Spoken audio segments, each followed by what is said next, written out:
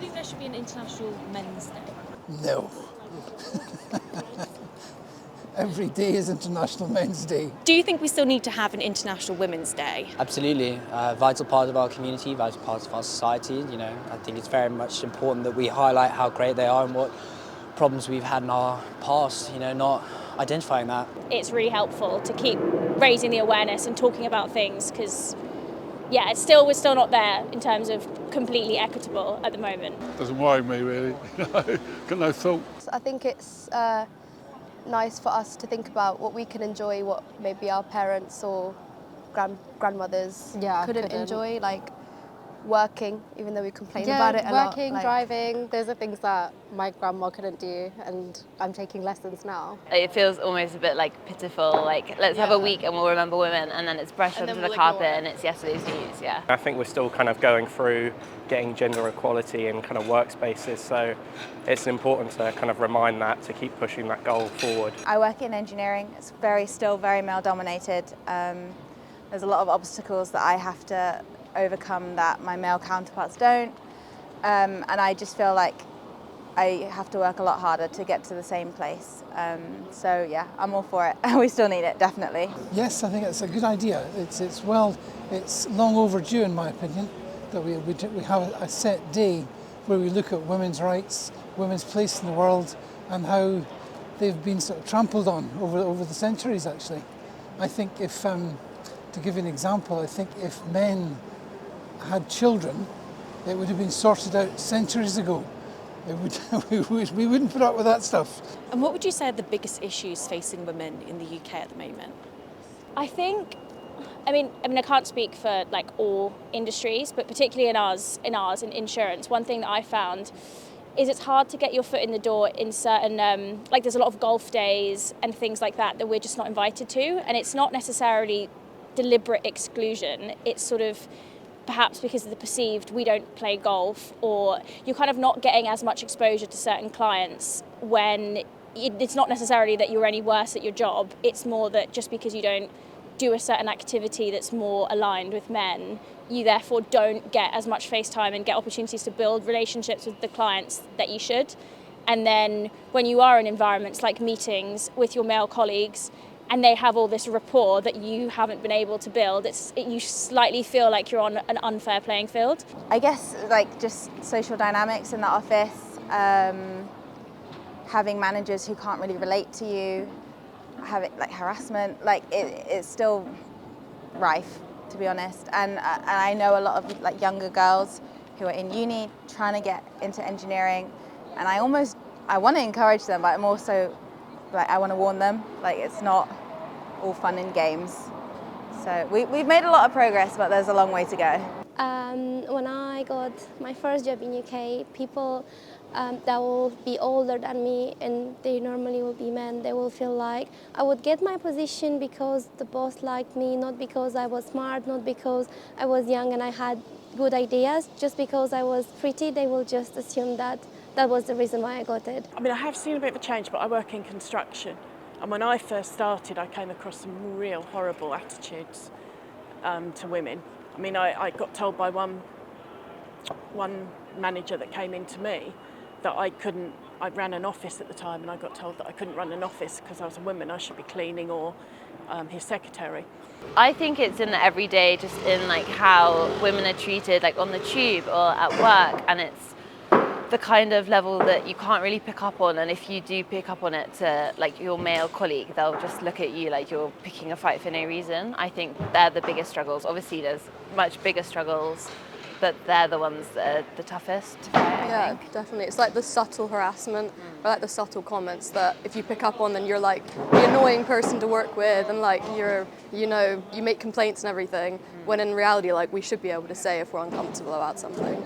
I think the lack of women in like senior roles, so especially in the industry that I'm in, there's a lack of seniority, so you don't really have a chance to look up to people and kind of see that progression happening. So if we get women into senior roles, that might promote them to actually aspire for those careers and eventually get into those careers, yeah. Well, I'm a professor of economics, and so I can see that there's a lot of financial issues, that women are definitely not paid as much as men for doing the same work. Equality of pay, I would say, and rights. Yes, I think the glass ceiling that certainly exists, you know, the more women that get through that, I think the better, quite frankly. The more women I think they put in charge of things, the world would be a far better place, in my view anyway. We wouldn't have as many wars. And I think childcare is a huge barrier to a lot of women. And I think we've got a long way to come in catching up with some other countries on that. Just the help they put into women, we are becoming more flexible in the workplace, but we need to be flexible with women, particularly when they've just had babies, just coming back to work. Safety is a big priority in London. I think that should be really sort of prioritised. I would say safety is a big issue, being like catcalled and things. There's more signs now on the streets about trying to, stop it and saying it's a criminal offence now. But I feel like you still get it, and people need to be educated on that a bit more. Well, I think men and transgender women as well in hospitals and changing rooms, and where they think that they want to be women, and sometimes they're still men with their men bits, and I don't think you're safe. I haven't actually found it a problem as yet, but I would be fearful if I came across an obviously man dressed as a woman in the changing area. Or anything, it's personal for women. And toilets, I think you should have your own space. How often would you say you encounter those problems? Well, I don't really too often, to be fair. I still think a lot of men have outdated attitudes towards women and what they can do. And where they fit in society, and that really needs to change. Well, what the wife said really is problems with men, transvestites, dressed in the wrong rooms. And attacks on stations and things like that on the trains. I think women are more vulnerable now than when I was younger. You wouldn't walk out on your own, I would you? felt safe. I used to come home 12 o'clock at night and feel safe walking the streets. I wouldn't now. How does that make you feel? Upset. And because it wouldn't happen if you would be a man, that's the issue. It happens to me because I'm a Spanish teacher, and some of my students who are male, they will come to me and call me, "Hey, beauty." But I'm their teacher, so you wouldn't call your teacher beauty or sweetie or sweetheart or stuff like that. So it's upsetting that we are in 2024 now, and we still have to have this kind of behaviour, I would say. It's a bit of a losing battle, and it's almost got to the point where we're just ready to be like, okay, well, I guess that's how it's going to be. But obviously we don't want it to be like that. How far do you think we need to go? Where would you say the UK's at in terms of gender equality? I think we have to be careful with equality and equal opportunity, because we're not the same. There will be different needs, and sometimes women will need a bit more, and sometimes men will need a bit more. So how far are we? I'd say 3/4 of the way there, but yeah, equal opportunity, not equality. No, it seems to be going backwards really, doesn't it? I think we lived in the best time of the years ago. It's not the same now. In UK, it's better than Romania or Spain. Because the difference between salaries, I would say, is not as huge as you have it in Romania or Spain, just because you are a woman. So I think UK still needs to work a bit on it, but not as much as the rest of Europe. I think construction traditionally is still like that, but it is changing. I'm seeing more and more women coming into it. You meet more and more sort of site managers or women on the tools. That is starting to change, and that's fantastic. Because women have got an awful lot to offer. And most men see that, but you get the ones that don't, and that sort of culture can be there. And also, I don't think it's sort of how can I put it, women don't necessarily grow up thinking that's an area they want to go into. Gender equality is a difficult thing to define in many respects. As lots of trades, for example, you don't find women in because they're just not suitable for that trade. You don't find many women bricklayers, for example. So in terms of equality, you have to define that properly, before you can actually say women are being disenfranchised from certain areas. If it's equal pay for an equal job, then yes. But there will be areas where, you simply don't.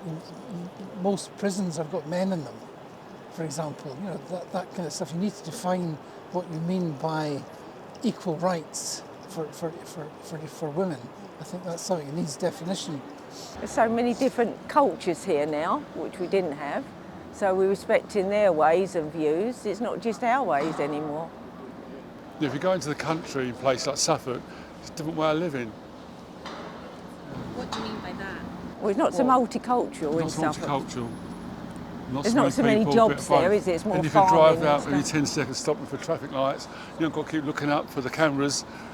You know, it drives me absolutely nuts. And what do you think about sort of general men's attitudes towards women's equalities, women's rights in the UK? Do you think men are becoming more switched on to it? I think I mean, that's not an easy question to answer. It depends on the guy. You know, you get all various opinions ranging from rolling the eyes to I've had even some of my male friends, because they perceive me to be more successful than them in a job, they therefore think that, why are you complaining? Because women are more equal, like you have a better job than me, and it's not really about that. And then you have lots of men that completely agree. So I don't know, I think it's such a range. There's not one catch-all answer. I think that it's varied. You've got the odd people that are still back in, like, you know, they're not forward thinking. Yeah.